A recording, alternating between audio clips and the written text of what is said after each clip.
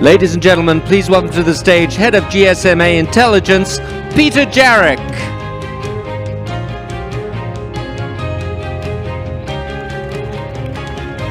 Good morning, everyone, and welcome to day 2 of MWC Los Angeles. How is everyone?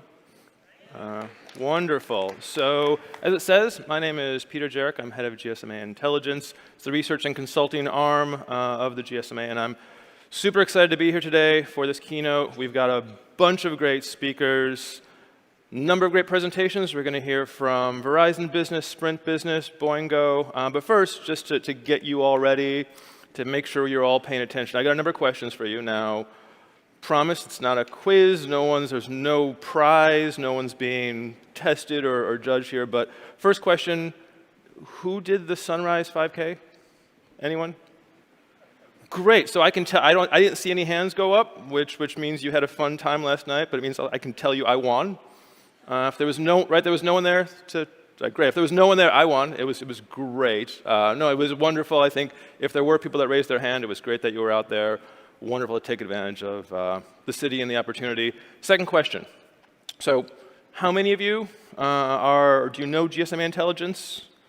Any hands? Customers use our data? I see a few hands, which is great. I ask that for a couple reasons. One, always super thankful for folks who are using our data, using our insights. It's my team's purpose to help you guys understand what's going on in the market, to hear from you, to understand what we should be doing. As part of that, put out a piece of research this week around the mobile economy in North America. Go check it out. It's available for all of you good people.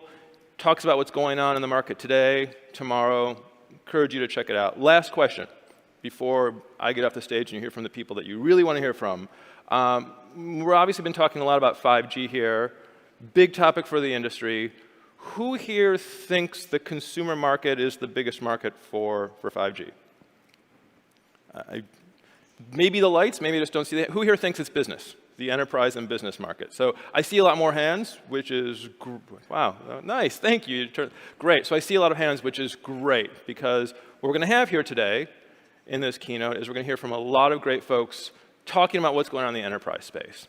Right? We're going to be hearing, like I said, from Verizon Business, Sprint Business. But first, I'm really excited to be introducing Mike Finley. Mike Finley, CEO of Boingo, only came in as CEO this year, but came in to help move Boingo into the 5G era, help Boingo enable the 5G era. And with that, let me introduce Mike Finley.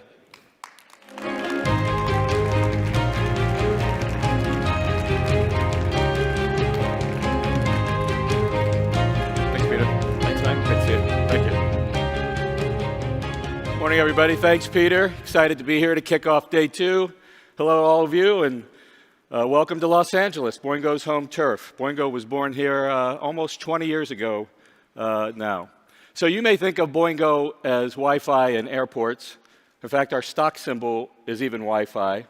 But today, we're so much more. We're not just Wi-Fi and airports. We're a total connectivity provider. We partner with venues, and we deploy all types of wireless at those venues with our partners, primarily carriers. We deploy 3G, 4G, 5G, Wi-Fi, and now even CBRS as it starts to launch. But we're not just in world-class airports. We also provide connectivity in venues like stadiums, multifamily communities.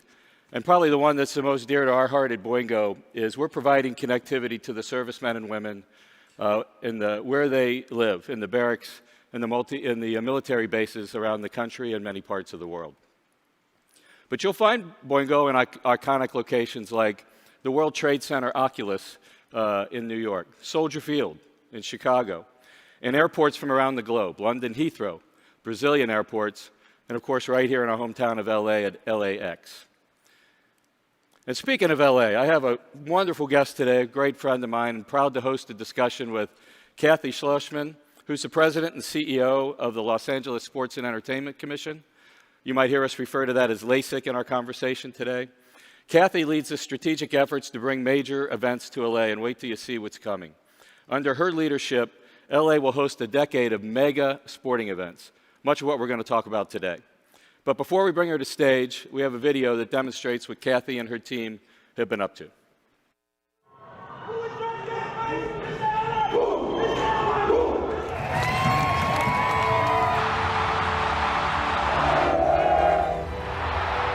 I love Los Angeles.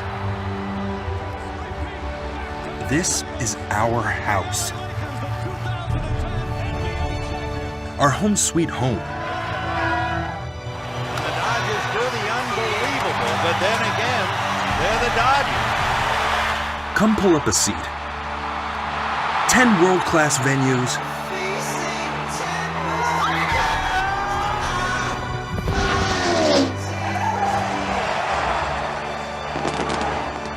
11 franchise teams, Touchdown Rams! more than any other city in the world. It's going to fall for Ibrahimovic!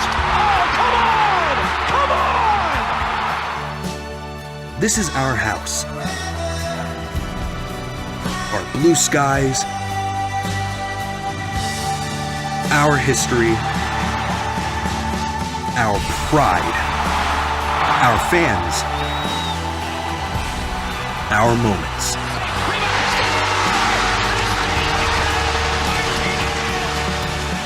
And it's our future.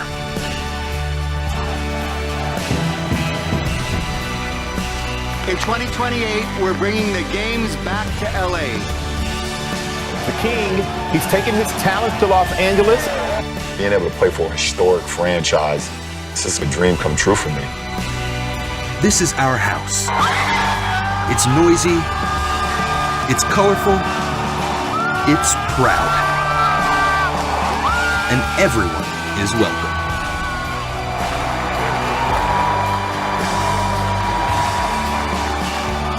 Welcome to the show!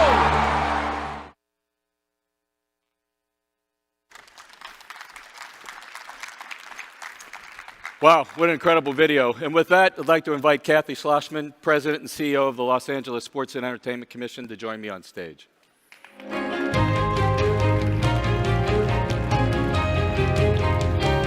It's a long walk. I know.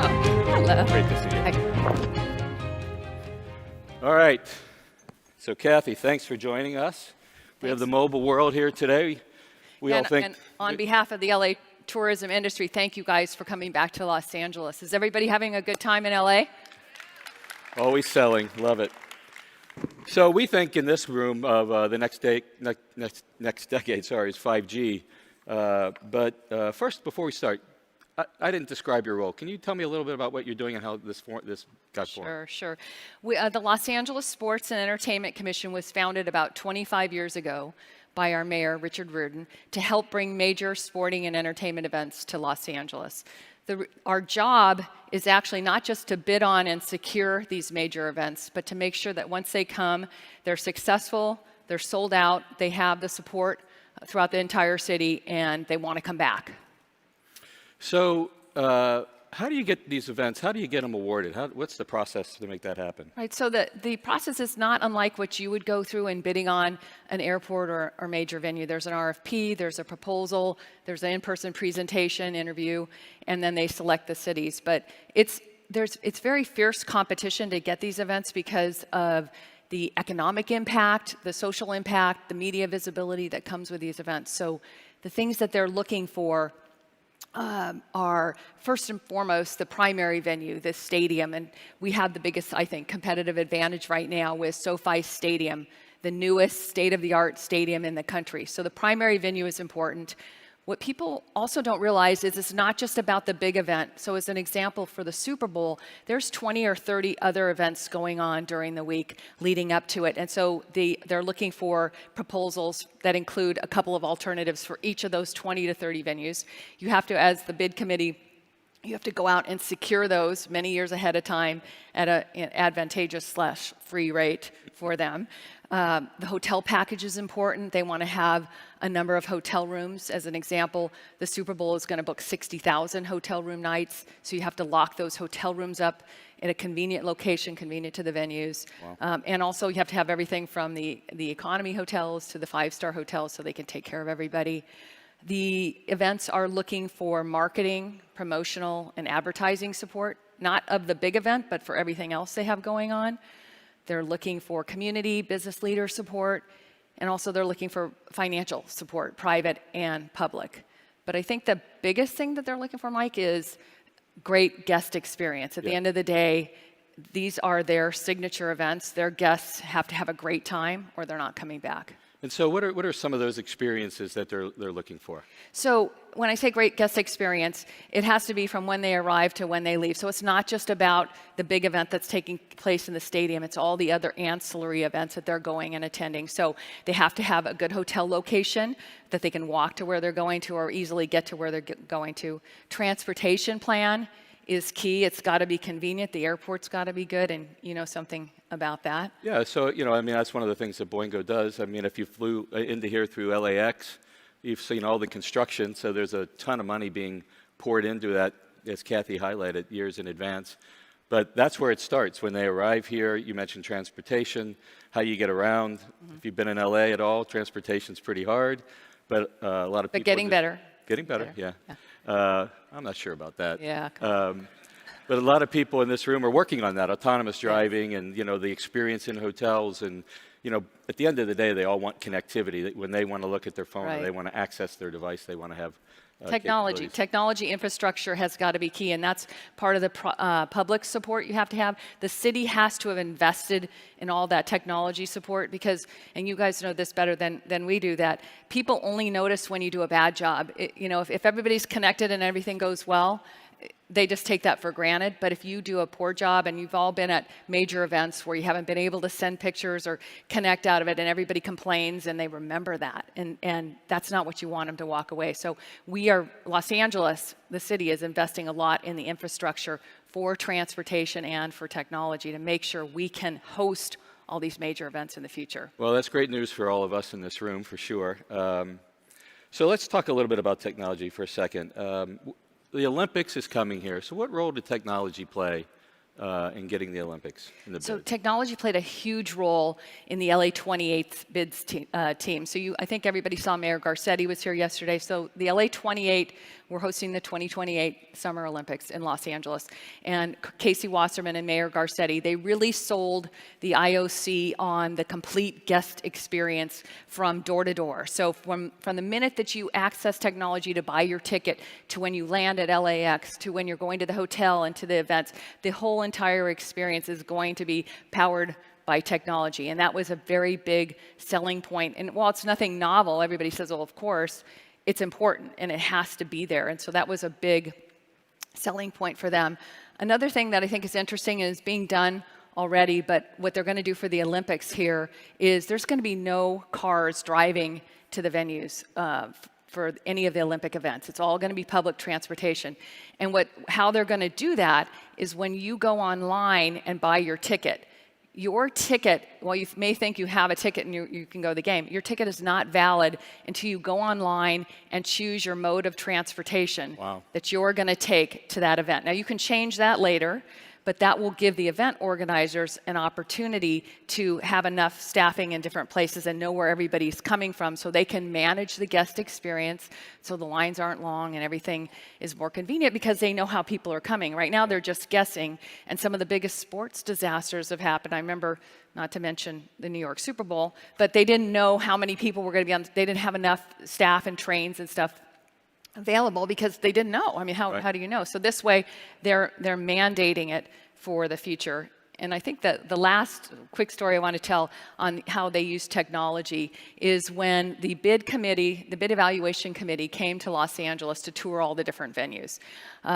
They wanted to make sure they had a good process. You obviously want to show off the best of your city. So our friends at AECOM, who did the whole transportation plan and so much in putting together the bid, they sat down at command headquarters where you can see all the timing of the streetlights. Yeah. And so for the whole entire route for the bid evaluation, they made sure and timed all the streetlights so that nobody was stopping. There was no traffic making your way around on a weekday in Los Angeles. Wow. And I think that's great. I mean, that's a competitive advantage that any city could take advantage of if they have the ability to do it. And that's why technology and infrastructure is so important. You can affect the guest experience in a lot of ways. So a great use of technology. As I live here, and anybody who lives here in LA, I'd like to get the number of that guy who can fix those streetlights, make it work. And on the ticketing process, I was thinking, I'm pretty sure my mom's not going to be able to get a ticket now to if she has to go through all that, know. or she's going to have to come with me, I guess. Yeah. Right? So that's great. So the other thing that's interesting is just what happens today. It wasn't that long ago that if you didn't have a paper ticket, you couldn't get into an event. And so we're Clippers ticket holders, and Now it's the reverse, right? yeah, you can't even, there's no paper tickets. Yeah. And you can only do it digitally. And what are some other use cases that you see? Like we in the industry look at, artificial intelligence and voice recognition.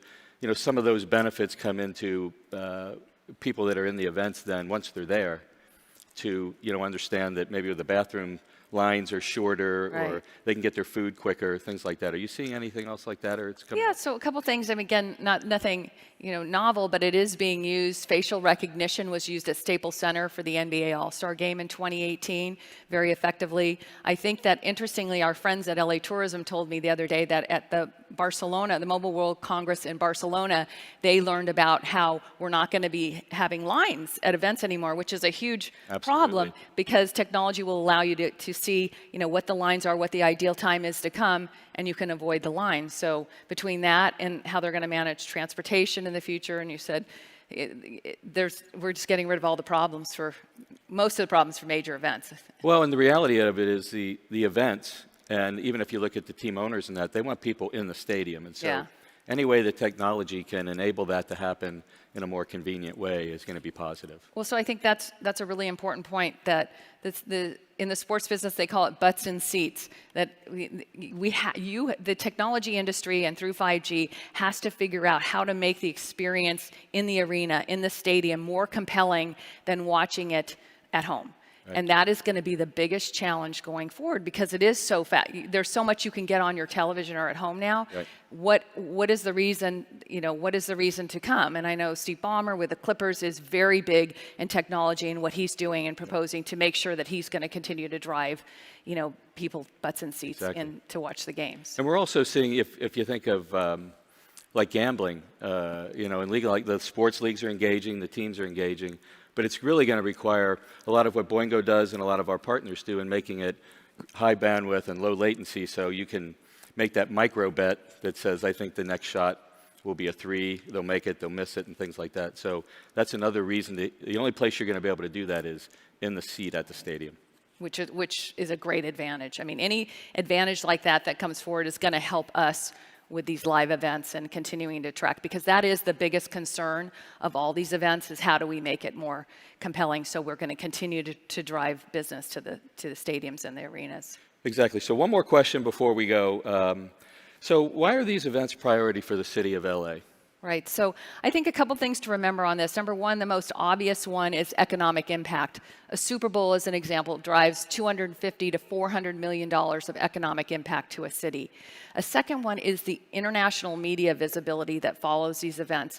Again, using Super Bowl or a World Cup that we'll have in 26 or the Olympics, there is so many credentialed media that come to the city, not just for the event, but they come weeks and months before, and they're looking for stories, and they want to tell stories. So we can use that spotlight to highlight things that we want as a tourism destination, and you can't buy that kind of media. So the media is super important for a tourism destination. And then the last thing is that people forget is the social and the community impact. The job opportunities that come for small and minority-owned businesses, the volunteer opportunities for kids who want to get in the sports business and don't have a way to break in, the participation opportunities, the sense of pride that you get from hosting these events. There's been studies done. They are really important to a community and the growth of the community, and I think that is why it's so important. I think people need to get to look at these events as not just the major event, but everything that happens around it, everything that happens in the community. It's just a great opportunity, and that's why cities compete so fiercely to get those things, and I think we've done a good job. We're calling the Decade of Opportunity. We have from 2020, we have the Major League Baseball All-Star Game, we have the NCAA Men's West Regionals, we're hosting the Super Bowl in 22, College Football Playoff National Championship in 23, the U.S. Open at LA Country Club in 23. We'll be one of the host cities for the World Cup in 2026, and then our crown jewel, the Summer Olympics and Paralympic Games in 2028. Wow, well, how incredible is that? And Kathy's very humble, but she and her team play a great role in making these things happen. We'll have a great board of directors who support our efforts. So. Well, and as Kathy said, when you think about the technology that's going to be required to make this happen, I think LA is going to become, one of the model cities probably around the world of how we do this. So both personally and professionally, that's good, as the airports will gain improvement, and we'll be able to bring technology and all the great things that everybody in this room are doing. So again, we think in terms of the next decade is the 5G era, but in LA, it's really the decade of mega events coming. And Kathy, thanks so much for being here, and thanks for all the work you're doing for Los Angeles. Thank you for all your support. Appreciate it. Thank you very much. Thanks, everybody.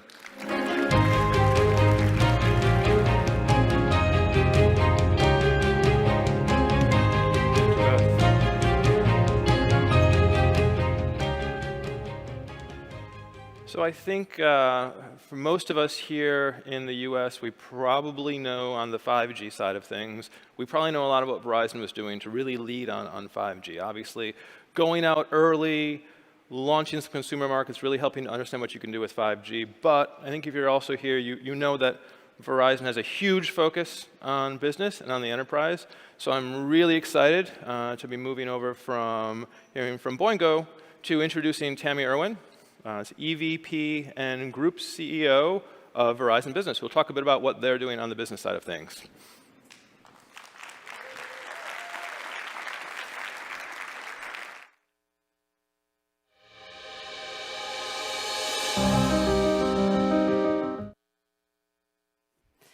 Mike and Kathy, thank you very much for allowing us to imagine what 2028 might look like. I have to tell you, the best news I heard was no traffic in LA.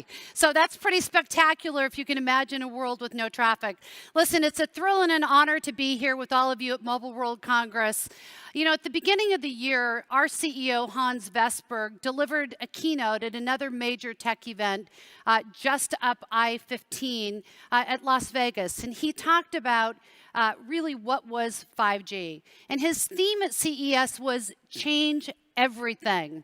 And broadly speaking, this meant responding to an era of economic and technological transformation by seizing the opportunity and shaping the direction of change.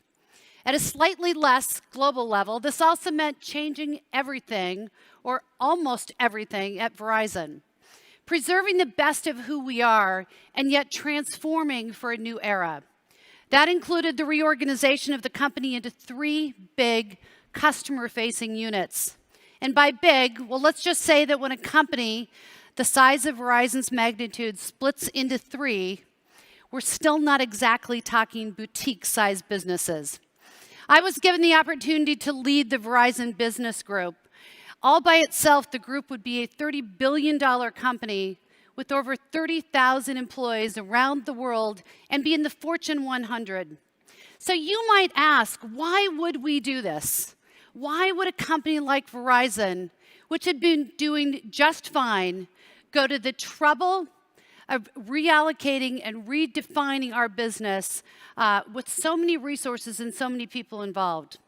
And the answer for us is relevant not just to the people inside Verizon, but probably more so to all of you. Because it centers on a huge trends that we believe will transform your business in ways that a lot of people, including a lot of very smart business people, have not yet understood. We did it because we had become convinced that the 5th generation wireless networks will indeed change everything. And we knew we needed to act fast to make sure our customers were ready for this change. In the case of Verizon Business Group, that means business customers large and small. It also includes national, state, and local governments, first responders, and public safety agencies of all kinds. The creation of this group was our way of sending a very strong signal that Verizon is here to play and win in the business sector. That we are committed to giving companies the tools they need to seize the opportunity and shape the direction of change. We call this concept Ready Everything. Let's take a look.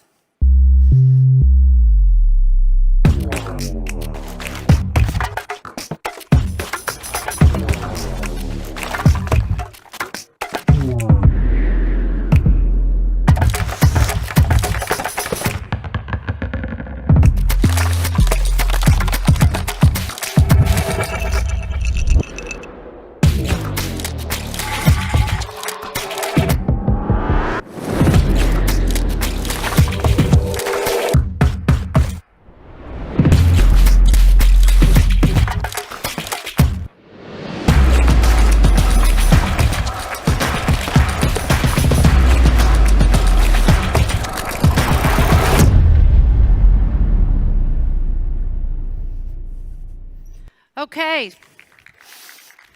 When you think about where 5G will impact the world, it is certainly in B2B applications, as you heard this morning. Certainly you can see the potential and be incredibly excited by the future that we're building together. We are excited because 5G business services are already getting companies ready for a new era of digital transformation. That's the core of what Verizon Business Group is offering our customers right now as we prepare to roll out 5G solutions at national and international scale. Because it is clear to us and to a growing number of customers that 5G will fundamentally change businesses' digital transformation journey. This technology will give companies new tools for serving their customers. And yes, it will enable companies to gain efficiency within their own operations. But 5G represents something even bigger. It's not just another G. It's not a sequel to 4G. 5G is so powerful that the best way to think about it is as a wholly new technology. You might even say it's revolutionary. Now, I know that's a word that gets thrown around a lot in the tech sector, but 5G really deserves it. Let me tell you why. Throughout modern history, industrial revolutions have coincided with the arrival of what is called general-purpose technologies, innovations that serve as drivers for whole categories of future innovation. If you go back and look, the first industrial revolution was the steam engine. For the second, it was electricity. For the third, it was the personal computer. We're getting a little closer to the world we live in. And now people are talking about a fourth industrial revolution, a new era of virtual reality, augmented reality, the Internet of Things, AI, autonomous vehicles, advanced robotics, 3D printing, and wearable technology.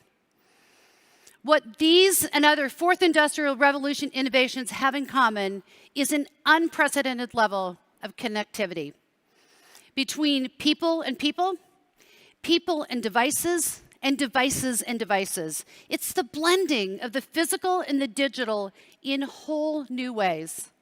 So what is the general purpose technology of this new industrial revolution? It is, of course, the 5G network. After all, in an era that's all about fast, clear connections, the network that makes those connections possible is the key to everything else. So even if you're not ready for 5G today, understanding it is essential for the future, no matter what industry you're in. The network will transform businesses in three very fundamental ways. One way is through sheer connectivity. The ability to connect as never before and to have smart functions at your service in ways you would have never thought possible. A second way 5G will transform business is by providing richly differentiated customer experiences. This emphasis on both customization to the consumer and to the business customer is something we at Verizon totally get. Remember, this was the entire reason we designed Verizon Business Group. And a third is by enabling greater operational efficiency. Industrial IoT, smart meters to track emissions, highly realistic 3D printed prototypes, vastly more immersive and useful video conferencing. We realize that lots of companies are promising 5G these days. But here's what will make Verizon the 5G partner of choice for business. What we call the 8 currencies of 5G. These are 8 core capabilities that we think customers should demand from their networks in the 5G era. The first of these currencies is very high peak data rate. Your 4G network could transmit data at somewhere between 100 megabits per second and a full gigabit per second. With 5G, throughput will be at least 10 times faster, up to 10 gigabits per second. The second currency is an extremely robust mobile data throughput. In fact, 5G can handle 100 times larger data volumes than anything that has come before.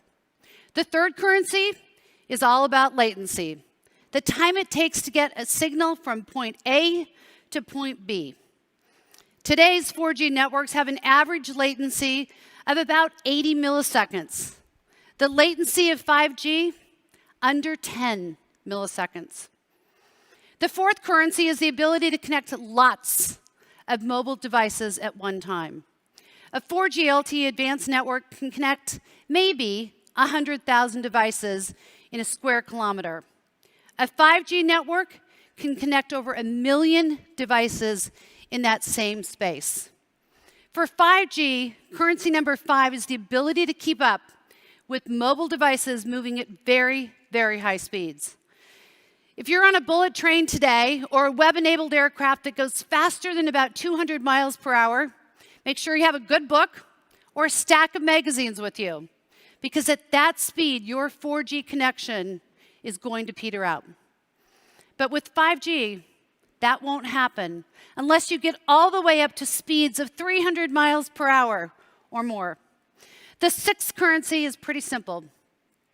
Service deployment that's faster than ever before, enabling your defined capabilities to be delivered within 90 minutes, thanks to systems made possible by 5G.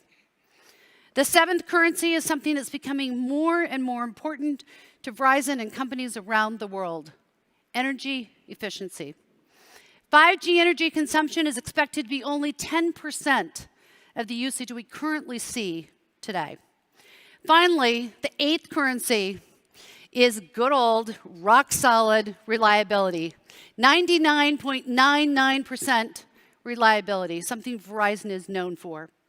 Unlike a lot of other carriers, Verizon has been building towards all 8 of these currencies for several years now, which is why we're the only company that can offer 5G built right for our business customers. We're already seeing more amazing business applications are possible when all of these currencies come together and are in place. That's because Ready Everything isn't just about the future. It's about what's happening right now. As I've gone around the globe talking with customers of all sizes in all industries about 5G, I've been stunned by the scope of the imagination. For example, Corning has a plant in Hickory, North Carolina that already has Verizon 5G installed. To explain how 5G will transform the future of this plant, please join me in welcoming Claudio Mazzali, Senior Vice President of Technology for Corning Optical Communications.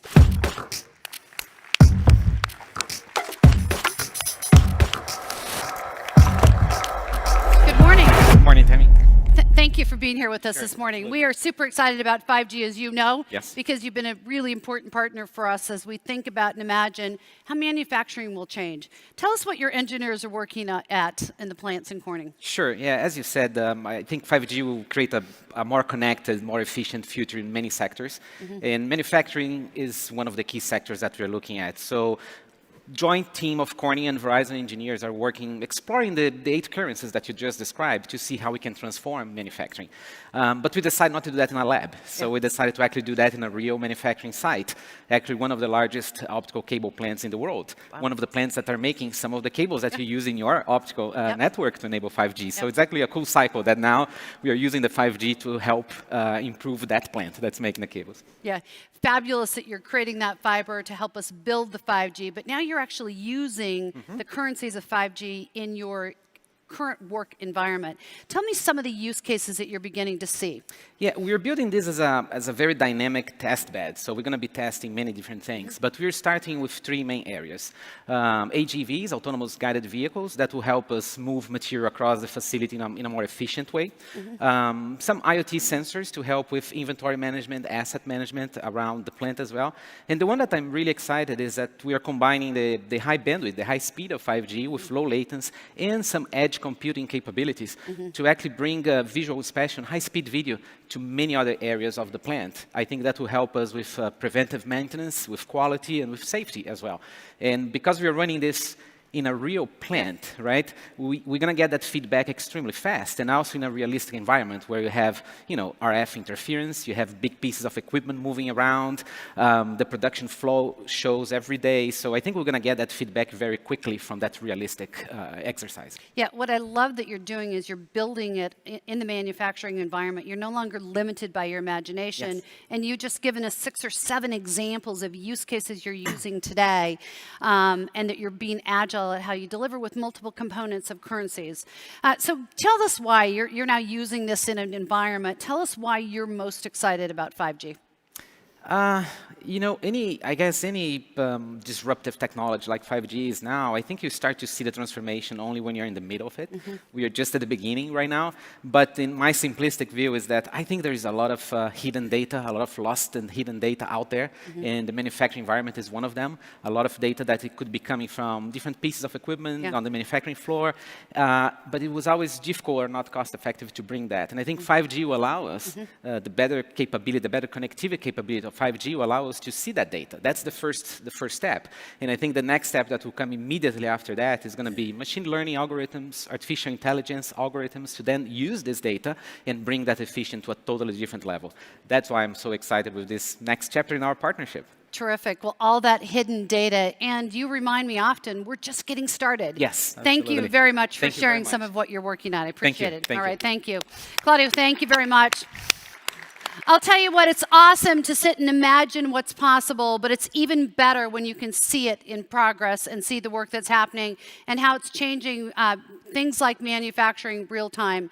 It's partners like Corning, Xerox, JetBlue, and Anthem that we're partnering with to really begin to imagine and to deliver the power of 5G. We're partnering not only with large enterprises, but startups and universities to develop new 5G use cases at our 5 5G labs throughout the US. It's truly an exciting time, especially when you realize we're still in the very, very beginning stages of 5G business applications. Consider the amazing possibilities of multi-access edge compute, or MEC, that hidden data that Claudio spoke about. The ability to bring near zero latency out to the edge of the network, closer to the customer, is going to generate what I believe to be some truly extraordinary business applications. We were the first in the world in mobility. We were the first in the world to deliver fixed wireless. And we see MEC and the related technologies every bit as important as those past breakthroughs. Innovative solutions that meet customer needs, and needs they haven't yet envisioned. Think about the way we work, from the shop floor to the executive suite. The virtual office will become more capable, more efficient, and I would argue, more common. Imagine training for a new job and being able to wave a smartphone over a piece of equipment to get specs, or how-to videos on repair and maintenance, inventory information for parts, and so much more.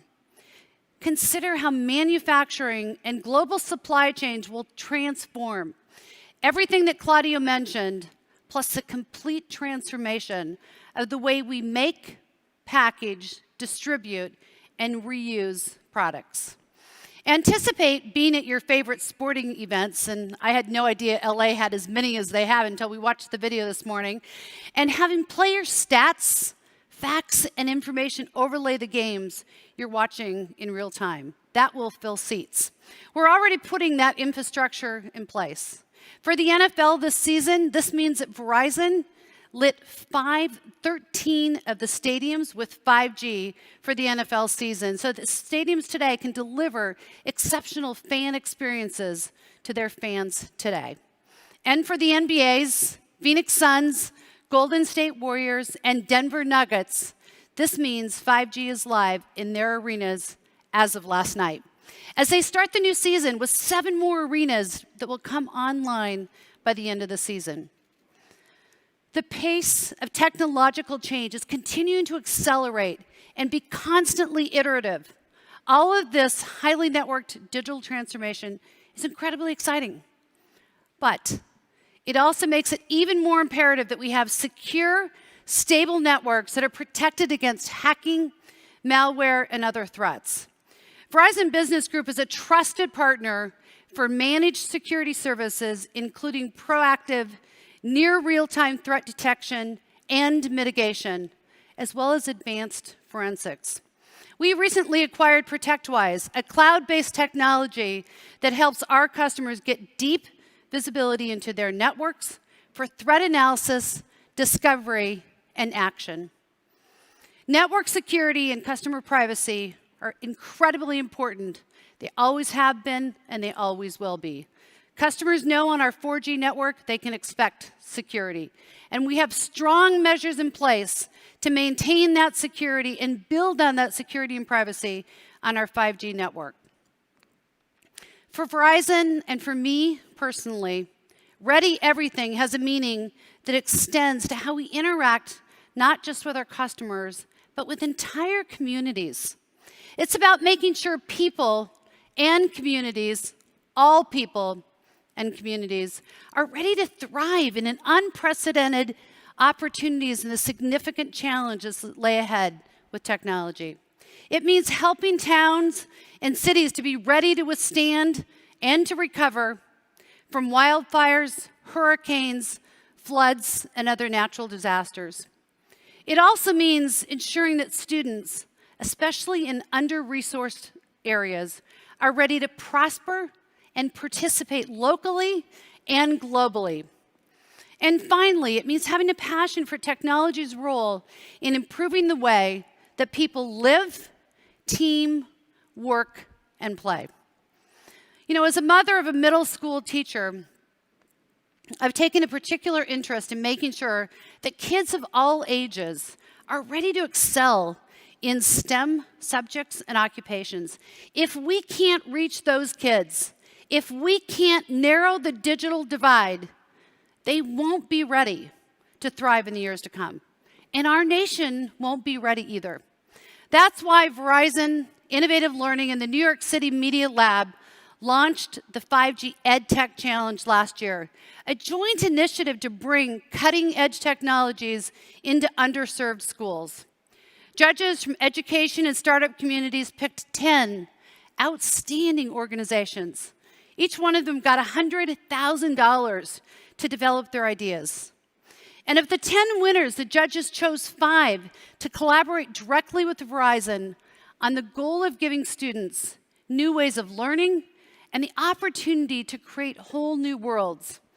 One of our challenge winners, Visceral Science, is giving students opportunities to interact with atoms and particles and even build simulated planets with their own orbital patterns. I think that's pretty exciting. And the first 5G classroom has already opened its doors in Cleveland, Ohio, and will be live in 100 more by the end of 2021. Change everything, ready everything. You might say that for Verizon, everything matters. And so it does. We know that businesses we serve need to be ready for the digital transformation that is underway. We know we can help through our technology, our expertise, and our suite of solutions. I'd like to thank all of you for being here today. And on behalf of Verizon, please know we are so excited about the opportunity to imagine the possibilities of tomorrow with you, even as we continue to deliver for the business of today. Thank you so much. Enjoy the rest of the conference, and have a great day.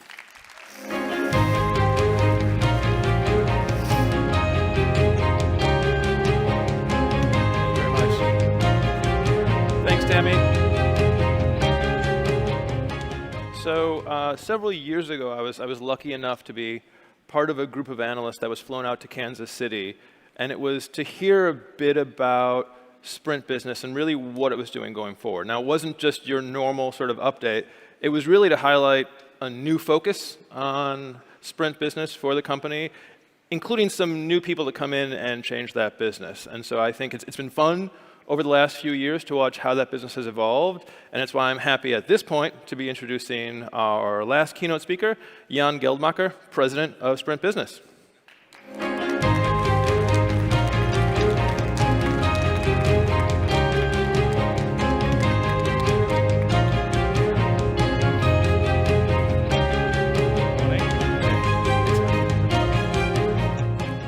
Good morning, everybody. Thank you for having me here today. Well, we were supposed to see a video here that shows the impact of 5G that we have rolled out over the last couple of months. We made a promise in Barcelona at the Mobile World Congress just at the beginning of this year to deliver our 5G network. And we have done it. We have delivered on our promise, and we have delivered also here in the beautiful city of LA. Now I would like to go into my presentation talking about the merger. Of course, that is in our mind all the time, and I think it is very important for the industry, and it's very important for the United States of America. The merger is progressing. We have come a long way. We have received, in the meantime, all the federal approvals that are required. First, we got the approval of the Committee for Foreign Investments in the United States, CFIUS, for safety reasons. That was very important. National security, very important. We got that approval very fast. We also have an agreement. We found an agreement with the Antitrust Division of the Department of Justice. And it was announced that the deal was approved. And just recently, you may have read in the press that officially last week, the FCC has also approved our deal. So we're looking forward to the deal, but we are not yet there. We are facing opposition of, right now, about 16 state attorney generals that are trying to stop the merger with the Department of Justice, and we are expecting a lawsuit on December 9th and a decision in due course. We are still very optimistic that we get the right approval from the judge here as well, and we can continue with the merger. Okay, that's for an update on this very important topic. I would like today not only look at Sprint business. I want to start with 5G. 5G has a very, very big impact on what we do. Therefore, 5G is a topic of this presentation, obviously. But I also want to look into how we bring together artificial intelligence and IoT, and how 5G spices that convergence that is happening in this area, especially for the business part of what Sprint does. And I also want to look into the very exciting and awesome ecosystem, the intellectual property that SoftBank Group brings together through their investments in artificial intelligence companies, in robotics companies, and other technology-driven companies. And I want to show up how we benefit, how our customers benefit from that intellectual property that we bring to the game here. Okay, let's start with 5G. 5G is going to be revolutionary. We have heard that. It's going to be a very rich mobile experience. We will see smart cities. We will see remote healthcare. We will see safer transportation. And already today, you can see that gaming, entertainment, IoT, or business applications are very much influenced by 5G. So it's an awesome and exciting journey that we are going to start with the launch of 5G. In our case, it's a true mobile 5G that we have brought to the United States here. Now, we all know that only the merger between T-Mo and Sprint will truly deliver a nationwide coverage. Because you have to bring 5G not only into the cities and within the city to some hot spots, you need to bring 5G across the nation. Smaller cities and specifically rural America deserves to be connected through 5G overall. And that is something that the merger will deliver. And how will the merger deliver that? It will deliver that by combining the very rich spectrum holding that both companies have, the 600 megahertz spectrum that T-Mobile owns, and the 2.5 gigahertz spectrum that Sprint owns. So at the beginning of the rollout of 5G, we are not dependent at all on millimeter wave. And we can come up with a network that covers the entire nation, that travels long and supports the rural areas, but also supports the metropolitan areas in the big cities in the United States. So that combination of spectrum will make us deliver 5G in a very, very short period of time across the United States. And we will have the highest capacity, 400 megahertz of total spectrum, and the combined company will have 8 times more total capacity in 2024 than the single entities will have or would have. So that's very exciting to bring together these two spectrum holdings and deliver a very low cost price per or cost per gigabit which means that we can give that to our customers by lowering the prices. So that is, of course, combined with a huge investment that we are going to take. So $40 billion of investment is what the new T-Mobile, in the combination with Sprint, will bring into the infrastructure and roll out the infrastructure across the United States. So what have we done so far? We have already launched 5G, and when I say 5G, I mean true mobile 5G, in 9 cities across the United States. And it's not just hotspots within those cities, it's the territory of the city. And I invite you all to go onto our webpage and look at the coverage maps that we have published here to show where we have coverage for 5G. Already today, we cover 16 million people in the United States in these 9 cities: Atlanta, Chicago, Dallas, Fort Worth, Houston, Kansas City, of course, Los Angeles here, New York City, and the airports, Phoenix and Washington, D.C. So that's tremendous what our technology team has done here by rolling out a massive MIMO technology that provides dual connectivity so that we can densify our 4G network and at the same time prepare for switching on 5G when the densification is done. And we have done that in just a few months. And if you want to learn more about that, please visit the presentation of my CTO colleague in the CTO session later today. Dr. John Saw will go into much more detail on this. So the massive MIMO technology allows us to create coverage in those cities, and we are already benefiting from that. So what is worth a network if you don't have the devices to use that network? And we have launched a very rich portfolio of 5G devices that are available in our stores and online. Of course, it's the new One Plus that we have launched just recently. It's the Samsung Galaxy S10 5G, and it's the LG V50 that we have launched. And in addition to that, we also have launched the HTC 5G Hub with a rich offer of entertainment, like Amazon Prime, of Hulu, Tidal, or HD streaming.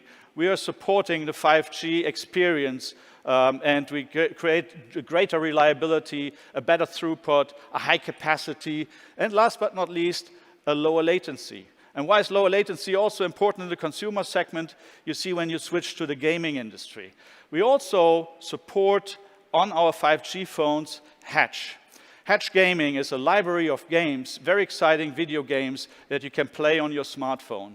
And when you play a game on your smartphone and the app is actually processing in the cloud and you want to play real time with many players around the world, you need low latency, and that experience is great. Why is that important? Because the gaming industry is really a huge and big event in the United States. The gaming industry represents a market of about $30 billion in the US already today. If you compare that to the traditional Hollywood box office, that's only in high commerce $12 billion. So, and if you think gaming is just something for the kids, that's wrong. The average age of a gamer is 33 years in the US. Did you know that? So that's exciting, I think. And if you look into the 93% of the US households that own a smartphone, already 50% of them do video games on their smartphones. So you see that 5G will enable entertainment and gaming with a very low latency experience, a high quality experience. You play your game on your smartphone, but the game is processed not on your smartphone, it's in the cloud, and the signal travels in no time because of the low latency. So that's exciting. But now let's go to business. Sprint Business executes against a strategy of connecting people, places, and things. We run at Sprint a global wireline network, connects about 150 countries around the world, and we connect the locations of our enterprise customers wherever they are, wherever they will go. We are there with our network. Of course, we also run a rich wireless network, again with 5G, mobile 5G, and we have launched our IoT Curiosity network just recently in order to be able to support the IoT growth case that we're seeing. My theory is, and I think it's proven in practice in many, many cases, that these three disciplines, connecting people, places, and things, are converging. Everything is software-defined going forward, and therefore it makes so much sense to execute against that strategy. 5G networks will revolutionize the way we use artificial intelligence, and IoT. It will be a whole new way of developing business models and developing new applications. And we see that coming, that IoT networks need to be made for software, because the new applications are software-based. And if you think about what artificial intelligence will deliver new applications in the robotics area. Artificial intelligence will deliver new applications in the autonomous area. So that's all enabled through AI, IoT, and leveraging 5G and their specific KPIs that we will discuss going on. So we have launched Curiosity IoT Network. The Curiosity IoT Network is a 100% dedicated IoT network. It is distributed, and it's completely virtualized. Why do we do that? We have a dedicated network because we want to separate the traffic, the IoT traffic, from the mobile phone traffic, because the IoT traffic behaves different than the mobile phone traffic. We have distributed our network in order to be as close to the customer as possible, in order to overcome the latency issues that are pure geography. Speed of light is something that we can't compensate. Therefore, being close to the customer is important. And virtualizing the network is important in order to be able to roll out new applications and new services in no time. We also have launched the Curiosity operating system in order to allow our customers to manage data, gleaning data from sensors and manage it and transforming it into intelligence. And this is what the Curiosity IoT suite is all about. In order to bring all of that to life, we have only yesterday made a very exciting announcement. We announced our partnership with ASU, Arizona State University. And we are launching something that is exciting not only for us, it's of course also exciting for ASU, exciting for the students, and exciting for the city of Phoenix, in Arizona, and for 22 additional cities that the Arizona State University covers with their curriculum. We also have agreed with the Arizona State University that we jointly invest into research and development in order to use the high innovation power of the university, combine it with the technology power that Sprint brings to the table, and come up with new business models. And we are also very proud that we are the first that have launched a Curiosity University, a curriculum to engage and educate our engineers, but not only our engineers, to help fostering people that can live with the new digital opportunities that 5G will bring, IoT will bring together with 5G and artificial intelligence. So super exciting about this partnership, and we will bring not only education and R&D, we also will power the city of Phoenix together with ASU with smart city applications, and probably going into the 22 cities even in a smart region or smart state environment. So super exciting announcement.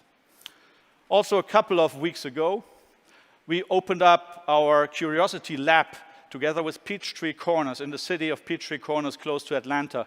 Peachtree Corners is benefiting from our 5G footprint in Atlanta, and Peachtree Corner has a very huge 1.5-mile autonomous test drive track where we can test autonomous applications in public transportation. By the way, this Ollie bus here, a 3D printed bus, fully autonomous driving, was my personal first autonomous driving experience. And I can tell you the step is very small and it feels really safe when you're in it. So if you have the opportunity to do that, it's not a big step. It's a small step and you feel immediately how well that is conducted and how well that is working. So I invite everybody to test it out. So the 500 acres test bed that Peachtree Corners brings to life allows us to bring real applications, new applications, startups and innovators and developers into a real test environment. What's so exciting also about Peachtree Corners is that it crosses public streets so that you can use new applications in a test artificial environment, but also you can introduce it to public street environments. So super exciting announcement that we have done here and the launch that we have done just recently. Now, I want to talk about the SoftBank and Sprint ecosystem. That many of you know that SoftBank is the main shareholder of Sprint, And SoftBank has also invested into many companies and many AI companies and robotics companies that are very exciting startups, very exciting intellectual property that we bring together here. And Sprint is leveraging that IP and the SoftBank Vision Fund and the artificial intelligence-based companies that we bring to life. Because we all know that IoT is an ecosystem. You cannot deliver that alone as a carrier. You need an ecosystem of applications and supporting instruments and tools. Now, bring you a couple of examples of what we are doing here. Give you one example, which is Reef. Reef is an exciting company that owns about 5,000 parking lots in the United States. So you would say, what is a parking lot and has that to do with artificial intelligence? Well, first of all, you want to deliver a digital parking experience where the app provides an offer to you based on the supply that a parking lot can offer. So the whole process of parking is about to be digitized and optimized. But it's not only that. Parking lots, in particular, are in very strategic areas of the cities. And being there in the digital world means you have logistic hubs, you have edge computing hubs, you have potentially drone landing and starting positions. So all of that we bring to life together with Reef. Very exciting partnership. ARM, the chip company, helps us to secure our IoT offering from chip to the cloud. Changing a profile of a SIM card over the air is secured by ARM and done by ARM. ARM is a SoftBank investment. And last but not least, Cloud Minds, a robotics company that really revolutionizes the way we will see robots interacting with humans. And here I want to come back to the low latency discussion we had earlier. If you think about it, what's the big advantage of a human over a robot? It's the proximity of the brain to the body. Now, if you can connect a robot to a data center, to the cloud, in a latency that mirrors the human latency that we have, eyesight to the brain, 10 milliseconds latency, to 20 milliseconds round trip.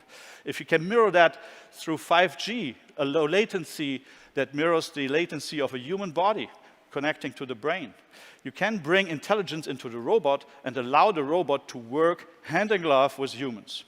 And Cloud Minds has the vision that by 2025 we will see many, many robots, service robots in households in the United States, and we are powering that in the partnership with 5G. So super exciting journey that we are on. Now I believe the world will be disrupted with 5G. We see and we know about technology and how technology is evolving already today. We don't know 100% how the technology is applied.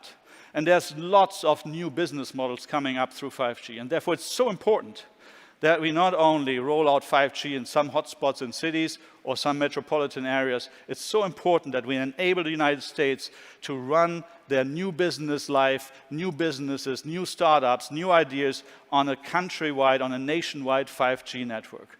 There will be disruption, and if we are launching 5G faster than everybody else, we will be the disruptors in the United States, and that's what we are all here for.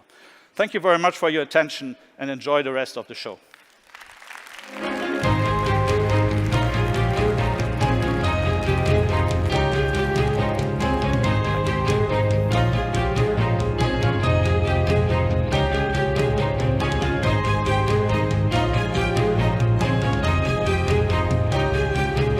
Great, thank you everyone. As you can tell by the chairs being brought out, we're now ready to have our panel. So what I think is interesting is, what we've heard so far this morning is a lot of the promise, a lot of the expectations of what we're going to be doing with 5G, with the next generation, in the 5G era. But obviously, the promises of capacity and latency and the new services have to be enabled by some folks, which is why I'm happy to be now having a panel of basically industry suppliers, ecosystem players, who will talk a bit about how we take some of those promises, the stuff that we heard about this morning, and maybe put it into context and make it real. So with that, let me take my seat and we can bring on our panelists.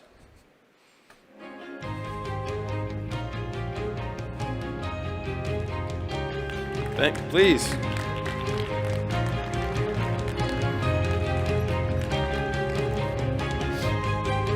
Look at that, in order. So we've only got 18 minutes and a little bit of extra time, so I'm not going to take too much time introducing folks here, but we've got Asha from Intel, Bijoy from Avenir, and Ricky from Nokia. Thank you guys for joining me today. We've heard a lot about the promise of what we can do with next generation technologies from an enterprise side of things from some great speakers today. But let me just take a quick step back, and we'll start. Obviously, you all can chime in, but we'll start with you, Asha.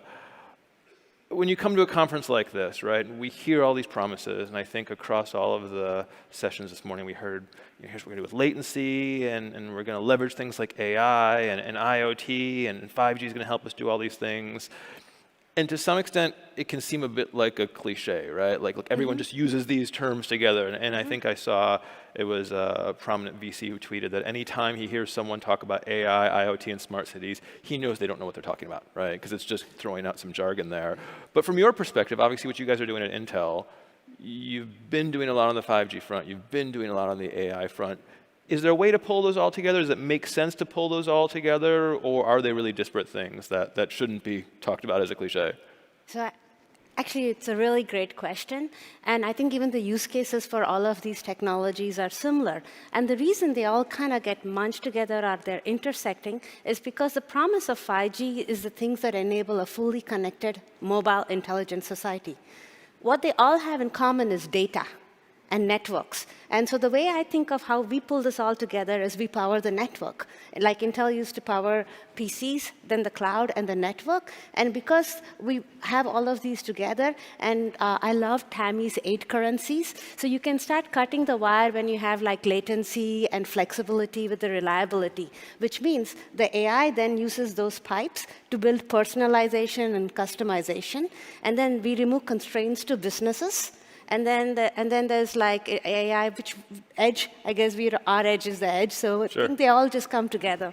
I mean, Bijoy, Ricky, are you seeing that from your customers, from operators? Are they seeing how those all come together to do what they want to do? Sure. First of all, thanks for the opportunity. I think, as Tammy and Sprint also mentioned, 5G is not just a new generation. It's think of it as a network transformation. So every time you're talking about network transformation, a bunch of things needs to come together to make it happen. So if you look at how operators have to transform themselves from just being communication service providers to the digital service providers, as was presented earlier, you're going through a network transformation at that stage. So infrastructure transition to web scale, cultural changes within the organization, and then as a technology and as you're playing new roles in the value chain, that means you need to take care of things like AI, which is going to play a significant role, especially you're talking about Industry 4.0.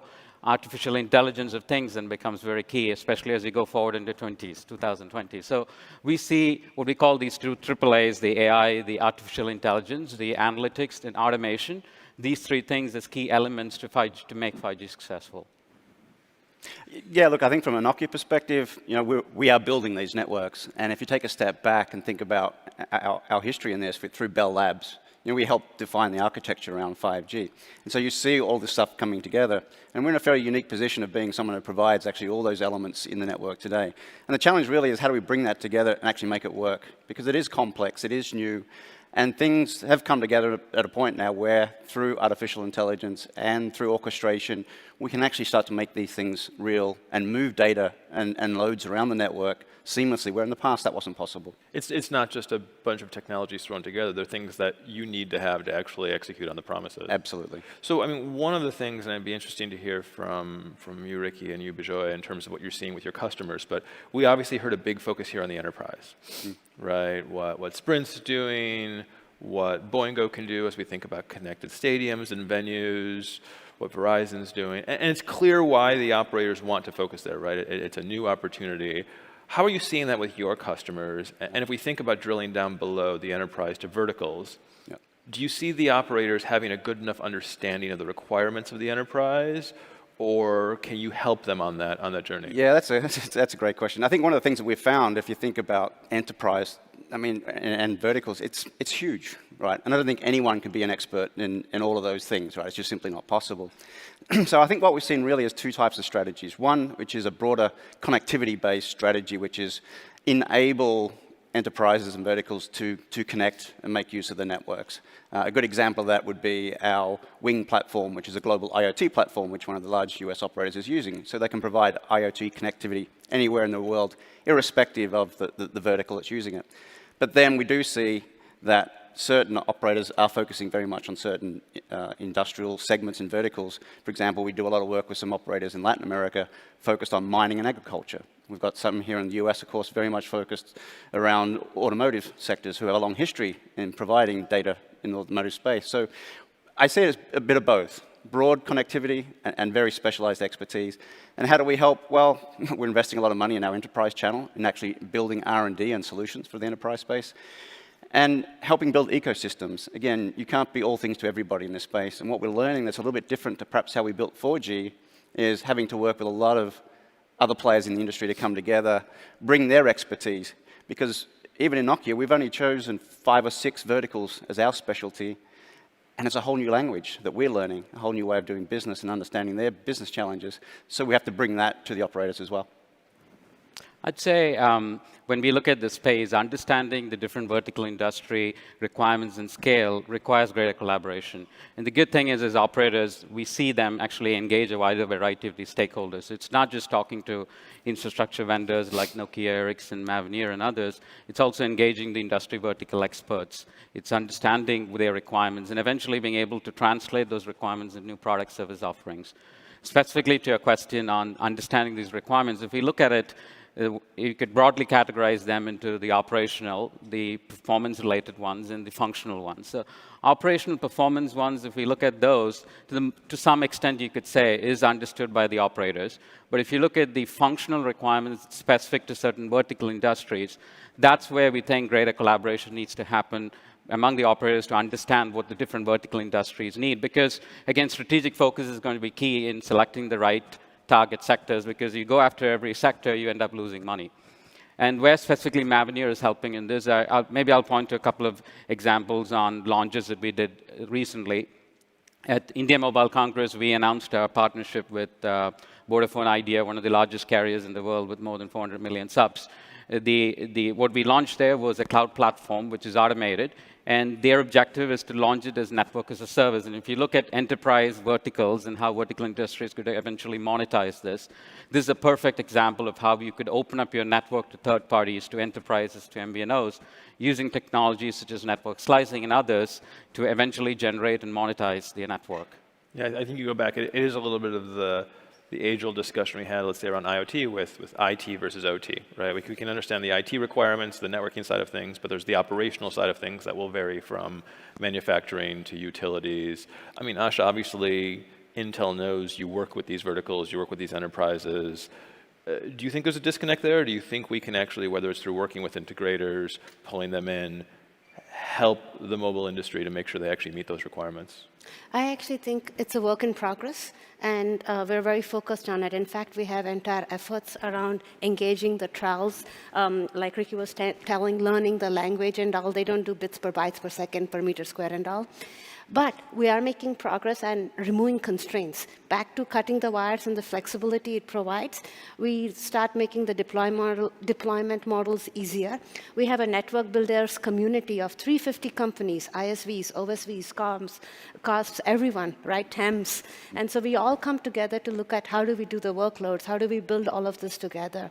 So it's something that is a community effort, and it's the transition to making the deployment models change the verticals. So it's interesting, just pivoting a little bit, right? You talk about some of the work you're doing with network builders as a community effort.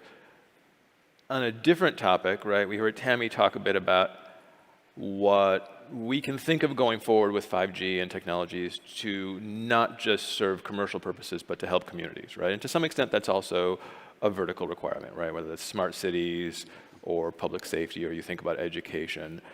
How are you seeing with the customers you're engaging with or with the market this focus on technology, 5G for maybe societal good versus just we need to figure out making the business model make sense? Do we need to get the business model sorted before we can think about how we leverage these technologies to help everyone and uplift societies?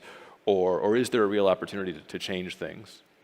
And that's really for anyone who's Maybe I'll go first. I think the straight answer to it is yes. You need to start out the business case, look at it from a location-by-location basis. So most of the initial engagements we've seen operators engage in is in industrial manufacturing cases or automotive industry. So you could, for those, if you look at 5G hotspots as the initial use case, and make the business case work, and then you could expand after that.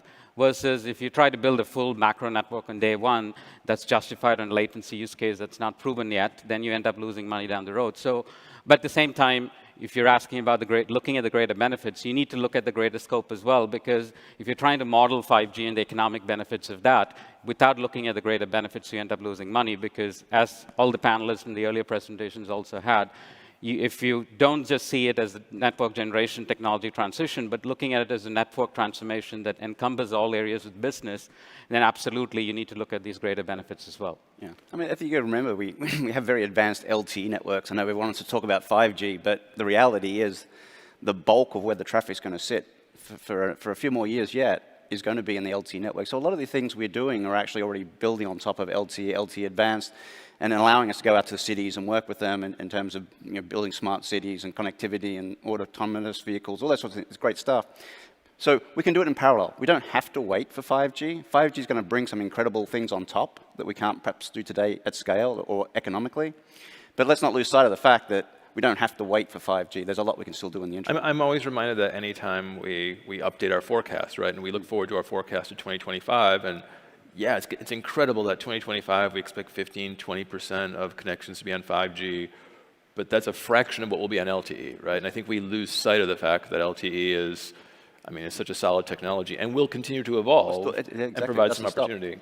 Yeah, but I like to think about the world beyond phones and in the other currencies of 5G. I like to think that technology is predictable, but what people do with it is not. And that's where it's all about removing the constraints. I'd go back to your first question.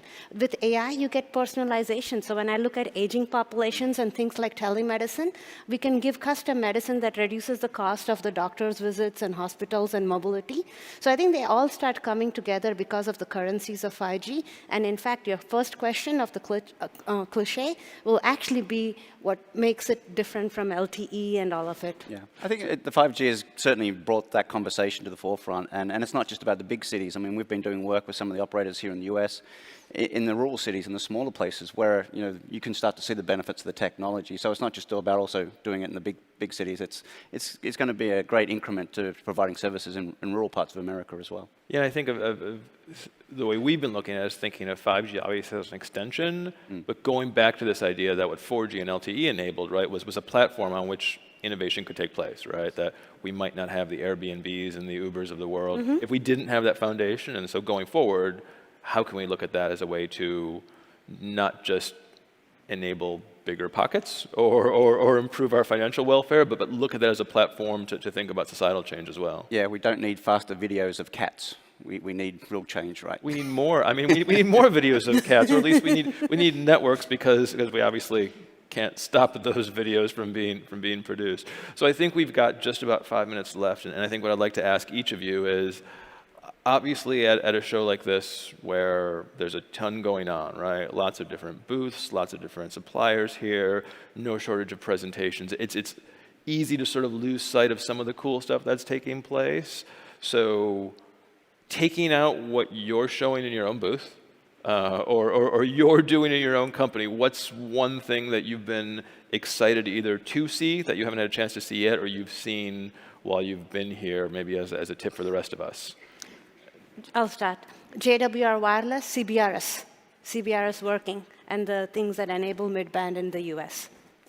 You can elaborate. We still have 5 minutes. I'll let the others go. And then I think I didn't get a lot of time to walk around the floor, but a couple of things that interested me was, of course, seeing more of what edge computing is coming to reality. So I saw one of the booths where you had retail stores where you could just walk in and grab something off the shelf and walk out. And this was for these convenience stores that are not open after after night during midnight hours, right? So I thought that was an interesting use case for how edge computing could be used. And also the opportunity, you talked about 4G continuing to play a significant role in carrying most of the data through the next couple of years. If we think about this opportunity for operators, if the number of local data centers that they have in terms of thousands of those local data centers, those dwarf the number of availability zones that the public cloud providers have today. So in terms of actually monetizing this network and having interesting use cases that affect the society at the end of the day is going to be valuable to all of us as a society, especially if you're trying to get rid of the rural divide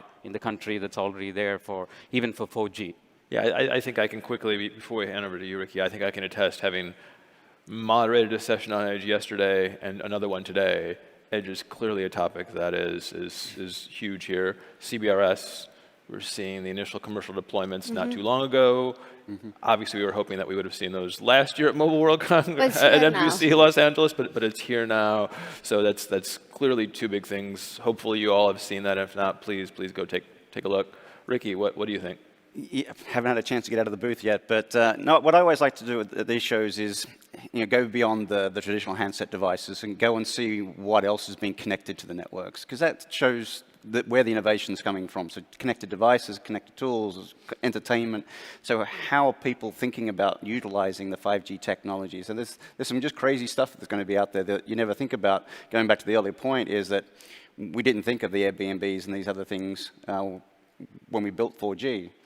But I think already people are starting to think about, well, what could 5G bring to us? So I think there's already early innovations coming, and it's always great to go out and see what kind of crazy stuff's out there.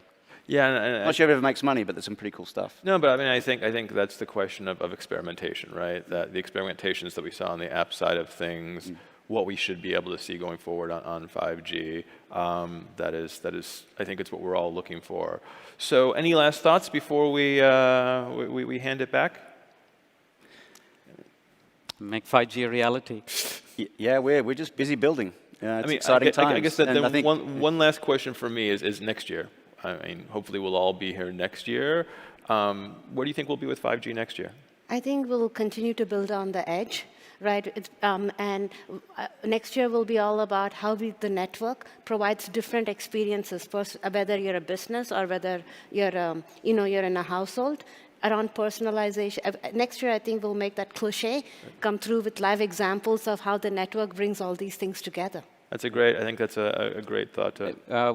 I was looking at the theme for the conference, Intelligent Connectivity. I was at the India Mobile Congress last week, and there they had 4 I's, and actually they had 3 I's in there: immersive, intelligence, and inclusiveness. So inclusiveness there meant not just bringing the urban areas, but bringing the rural areas also into the whole ecosystem, making them succeed as well. So I'm seeing increasingly, and I'm expecting next year as well as 5G rollouts happen, we should hear more of that in the discussions. Yeah, I think by this time next year, we should really start to see some true traction in terms of the industrialization and in the enterprise space. I think it's still very early days, lots of trials. We need to work out how we help the operators and others that are coming into the business, perhaps through CBRS. How do we productize this in such a way that we can make it economical to deploy quickly so that not every new opportunity is a custom build? I think that's something, hopefully within 12 months, we'll start to have some momentum behind doing that. Wonderful. Well, with that, let me say thank you to the panel, but thank you to you all for being here. I've been asked to give a reminder of one right after this in just a few minutes. I think it's 15 minutes. There'll be the CTO panel, a CTO session. So please stick around for that. Obviously, reach out to us if you have any questions about what we've been talking about. I can just put in a quick plug. My team is running a seminar on private wireless networks as we think about the enterprise side of things and what we can see with 5G or 4G today. We think private networks are a huge opportunity. Check it out on the agenda. Please show up if you'd like to check it out. But with that, can we have a round of applause for the panelists? Thank you. Thank you. Great. Thank you all very much. Thank you.